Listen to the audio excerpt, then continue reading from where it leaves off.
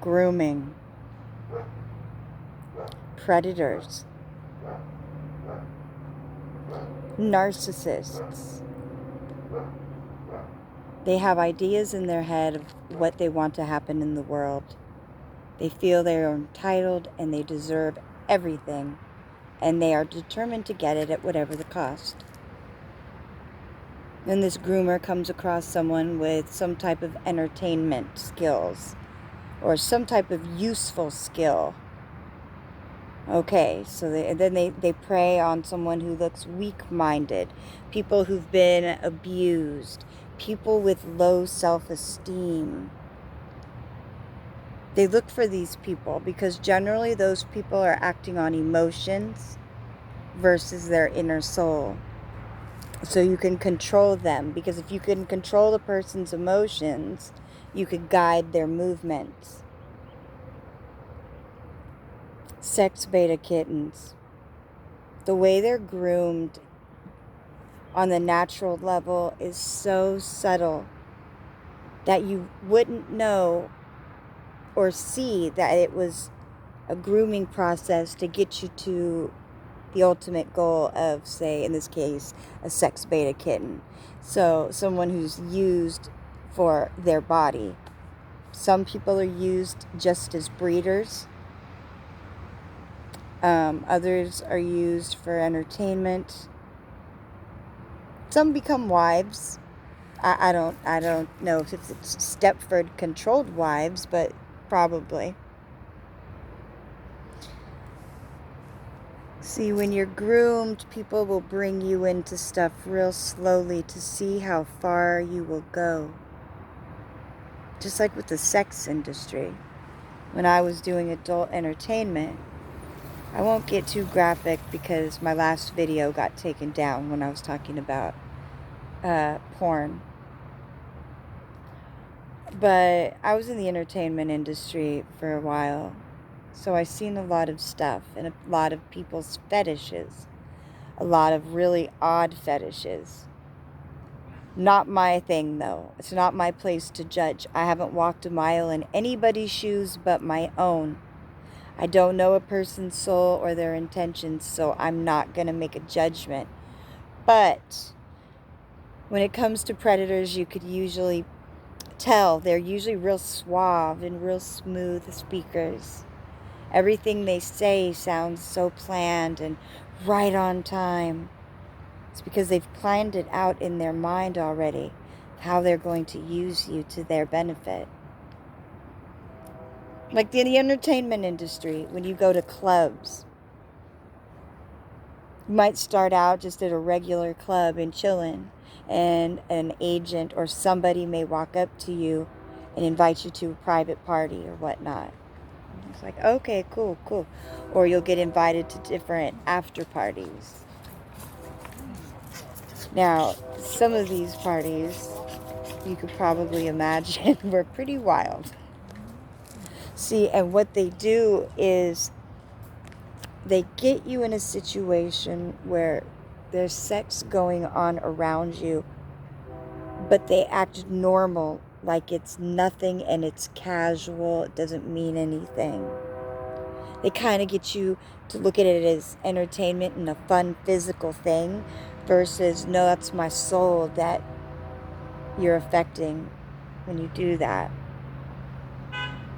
So with groomers, they'll put you in an environment slowly around people in the sex industry to see how you respond. And if you respond with interest, they may bring you in to an even closer circle. I have heard and seen some stuff that I would have never even thought of in my own mind. It kind of boggles my mind. A few times I've seen stuff and had to say, I don't even understand what's going on right now. I've seen some stuff. Now, am I going to say that some of that stuff wasn't like, whoa, interesting because it's new and it's supposed to be private, but it's made public And you start to kind of, in your mind, say, well, okay, all right, that's all right, okay. So then that person's going to bring you back another time into that situation to see how you react. Like, oh, okay, maybe she'll be okay with it this time, or maybe she'll even participate. Keep putting them in a situation with repetition. Because someone weak-minded will follow a narcissist, because a narcissist could appear like a hero, like they're coming to help and save them, when in reality, they're coming to hurt them and control them. So now you find that you're deeper in. You've got the sex going on. You have now maybe even taken off your clothes and started being an exhibitionist and, just little stuff. That groomer's watching you. Okay, look, I got this girl from being dressed to now being naked under my verbal, I can't say command because it's not usually a command. They make it to where it seems just natural, and because they don't want you to think that they're trying to control you. They want you to think that you are just looking out for them. You're their friend and you're just introducing them to something new. Yeah, how to lose their soul, parts of their soul. Because when you have sex with people, there are demons attached to that. We could go into the demonology if you want in another video. Details, names, ranks, what they do, hierarchies. Even though in the end, it doesn't matter because, the blood, thank you, Jesus, the blood covered us, so we don't have to worry about those other blood covenants. Because if you're not following the right God, see, there's the sacrifice required. Yeah, Baphomet, Baal, and, if you are not covered by the God that's blood died for us so that we wouldn't have to, we would be in a lot of trouble right now, because a lot of those weak-minded people are partaking in rituals unbeknownst to them. They are being initiated into secret organizations, let's say. See, ignorance is not an excuse. You gotta wake up. I'm waking up. Groomers can seem like they're your friends and like they're helping you with work and setting stuff up, or just a good friend, whatever. But what's their soul? Can you feel their soul? That's how I connect with people. If I'm talking with people and I can't feel it in my spirit and my soul and I feel a wall, we're not equally yoked. Doesn't necessarily always mean that those people are bad. It just means that we're not on the same accord. That's okay. People have different paths in life. That's life. But there are the dark ones out there. See, and they'll pull you real deep into some nasty shit. I have seen, man, I could tell you some stuff I've seen. But I don't know if that's okay on Facebook anymore because they monitor everything, so. But it involved, a lot of stuff. Never mind. The point being, a person can groom you slowly into something. It happened to me when I was young on many, many levels. My mother groomed me for sex, my grandfather, my family. Everybody groomed me to be pretty, wear makeup, carry myself a certain way, have a certain position, but to have another side that we don't talk about. But they don't. Damn, I lost my memory. I was going to share something really deep. I panicked, I got scared, and I blocked the memory. Damn it. There we go, I got it back. One time, when I was, I think about 17 and a half, 16 and a half, 16 and a half, 17, I don't know, somewhere around there, 16 and a half, 17 and a half. I was with a guy whose family owned the porn shop up the street. So there was security outside, and It was a porn shop that had private rooms for movies and stuff. So when I would go over to this boyfriend's house for dinner, I kid you not, his parents had on porn. I couldn't believe it. I couldn't believe it because it was the first time I had ever met them, and my boyfriend, he wasn't a boyfriend. He was a guy. He was a boyfriend. No, I don't know what to call him. Whatever he was. Let's leave it, no titles. So, first time meeting his parents. It's his stepdad and him and her and I sitting at a table talking normal, like nothing's going on, and there's a huge screen TV with porn blasting. And I mean, it was some raunchy porn, like not just one-on-one, I mean some other stuff. And they acted so casual, and I'm looking around like, where is the camera? This has got to be a joke. I am going to these people's house for dinner to meet the family, and they have porn on, and they're acting like nothing. How am I supposed to react in this situation? I didn't know what to do. Do I run and leave? Do I stay and sit down and be polite? Are they going to try to do something? I mean, what, I didn't know what. I'm like, what the fuck? And so they introduced themselves, and they were real normal, and hey, it's great to meet you.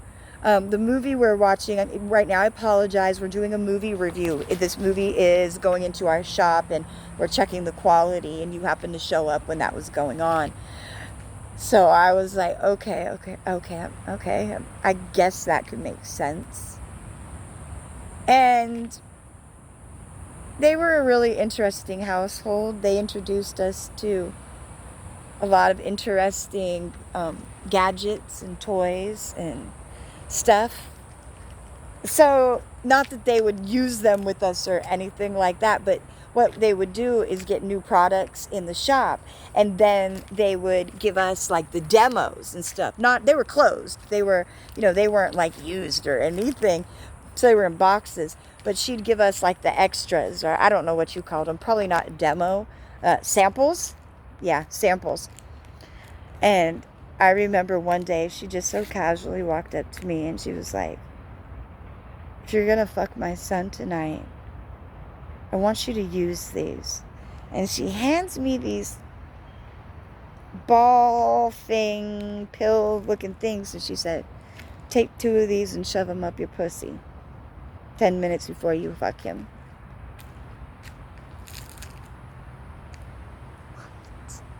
What? I was like, what? And she just said it so casual. And I'm like, looking at my dude like, what? And he's looking just like real, not horny, not crazy, just real, yeah, matter of fact. Yes. And then she said it again. She said, we actually haven't used many of these in the shop yet, and we want to do reviews on them, so that's why we want you to have it. So if you do use it, just tell us how it was so we could, have it for that purpose. Now, this was at a young age. This was at a really young age. I liked some of the stuff they would give us, like some of the stuff was neat, like it would turn the bath water different colors and make the steam and make it, man, they had some cool stuff. I'm not going to lie. But the grooming process, that's part of how a grooming process could go, because as I was exposed to these alternate lifestyles, it became normal to me, unfortunately, temporarily, which then made it easy for me to end up married with someone who tried to handle me and pushed me into the adult entertainment world. Because I didn't want to at first. I've always been a bit of an exhibitionist. I'm not going to lie about that, but I'm not a hoe. I'm not out there doing the most. I'm really not. I like to flirt, though. I can't lie. I do flirt. I'm trying to work on that. Sorry, guys. I'm trying to work on that and not do that, because that's messed up. Don't lead guys on. Don't, ladies. Don't lead them on. It's messed up. Don't try to manipulate men with your pussy either, because that's fucked up. See, men are one-tracked, and, they are hunters. And when they have their eye on you. But then if you're going out and submitting, but not of the same accord, you're going to find yourself in a situation deeper than you want to be that you don't like. So be careful. Be careful. See, people will bring you into stuff real slowly. I've had friends that were Satanists, unfortunately. I can't actually say, I guess you could say friends. But here's the thing. They have different people, different belief systems. There's the really bad cults. But there are other ones that really aren't. Like a lot of the, actually, Luciferians. Most of the Luciferians that I have met really are not about hurting people, but just about doing, well, never mind. You know what? I'm getting way off track. I'm getting way, way off track. Because I was talking about SexBeta kittens. The grooming process. See, they get you into an animalistic way of thinking. Hence, the leopard clothes and the kitty and the long nails, because these animals have long talons, do they not? And when you're behaving primal, you're only acting on one part of your brain. See, they get you thinking in a physical sense. They take you outside your own body, live time, by getting you to partake in whatever activity it is they have set up for you.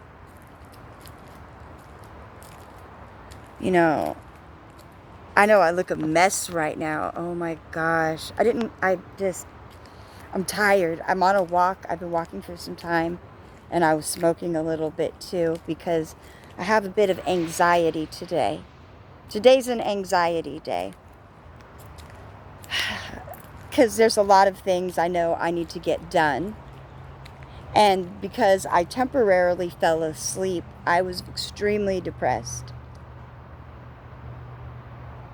So depressed that I have to start from the bottom again. But you know what? It's okay to be depressed. You're not oppressed. See, when you're depressed, you could come out of that. As long as we're on this earth, you still have time to come out of that. See, because that depression is a spirit, right? Because spirits don't have bodies. They come into us as thoughts and stuff.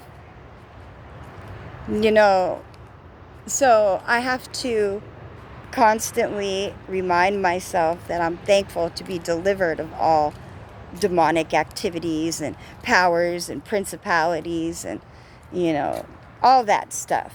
Because we're sovereign. We are sovereign.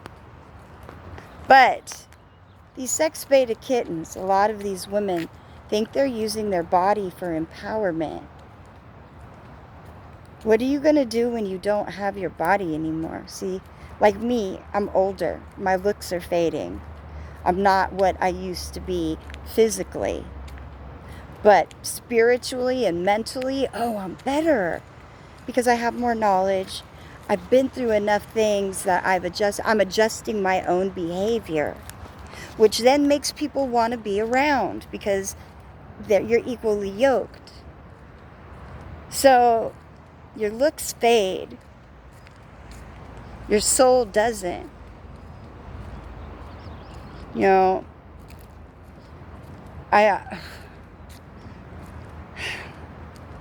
I know that a lot of women still in porn. I used to, I know hundreds and hundreds, thousands, shit. But I know it's a personal choice what you choose to do with your body, but it should be your choice, not somebody else's, like a handler.